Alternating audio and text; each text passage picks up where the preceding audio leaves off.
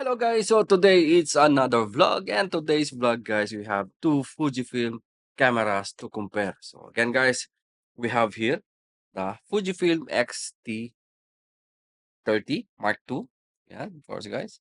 X-T30 Mark II and the newest one which is the Fujifilm X-T50. Yeah.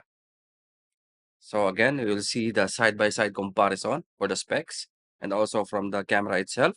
And we'll see which camera it's for you. Either the not old version, the predecessor XT30 Mark II, or the latest one, which is the XT50. So without further ado, guys, let's start. But again, before anything else, if you're new to my channel, please consider to subscribe and hit the notification bell so at least you'll be updated for all the videos that I will upload regarding photo, video, and tutorial.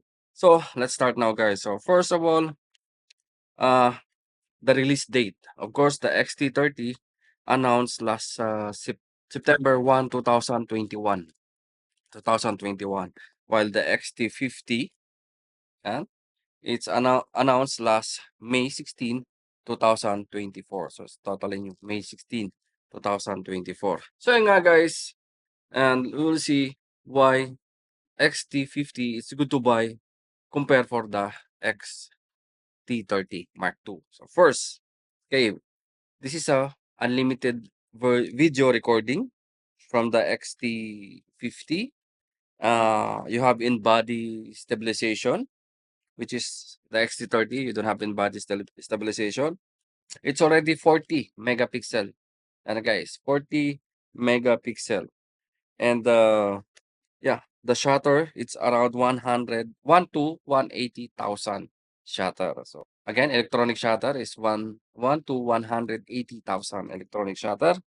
This is 6K camera. Yeah, 6K, 6,240 by 4,160. And yeah, for resolution for video, while 4K from the XT30. You have eye animal tracking and vehicle tracking on the XT50.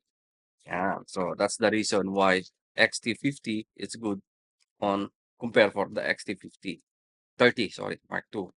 So yan guys, so next is reason why we consider the XT30 Mark II compare for the XT50. Not about the price, but again, for burst mode continuous, this is 30 frames per second.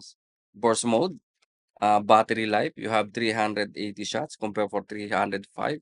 It's not it's not much, but again, the weight is 383 grams compared for 438 grams.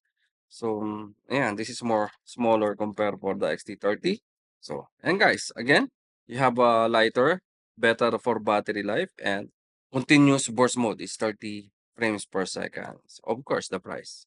So, and guys, but these two camera have similarity. Yeah, they have both similarity, guys. Uh, Again, they have both Wi-Fi, Bluetooth connection. You have adjustable LCD screen, tail screen, the both tail screen, built-in flash. Yeah, you have a built-in pop-up flash. Yes, correct. Touch screen, viewfinder, of course, electronic. Face detection, microphone port. Both this camera have a microphone port, headphone port, time lapse, focusing bracketing, smart remote. Can support USS 2, a memory card. Webcam function. Yeah, you have a webcam function, anti-flicker and eye tracking, both with this camera. But again, guys, this two camera is not a weather seal camera. So yeah, both camera is not a weather seal.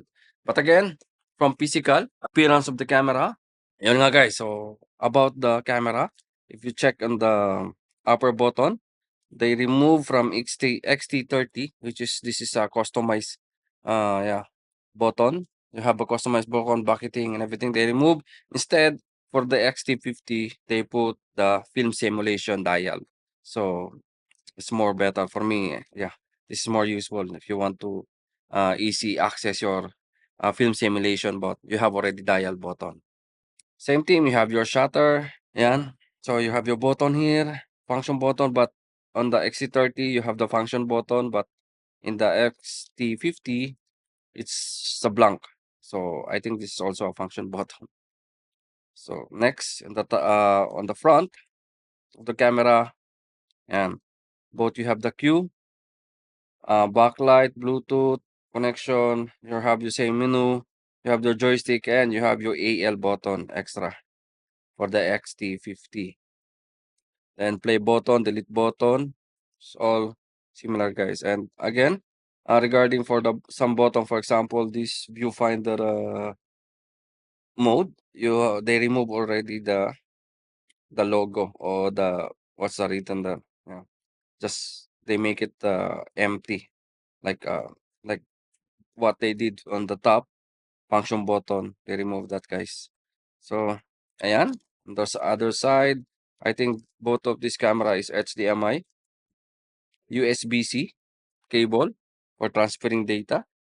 Both USB-C 3.5 similar and micro HDMI. So, and guys, this is the side by side comparison between uh Fujifilm X-T30 Mark II and Fujifilm X-T50.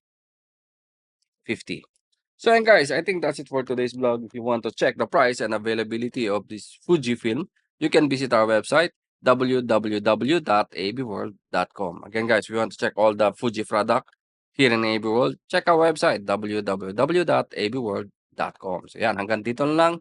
Thank you and mabuhay.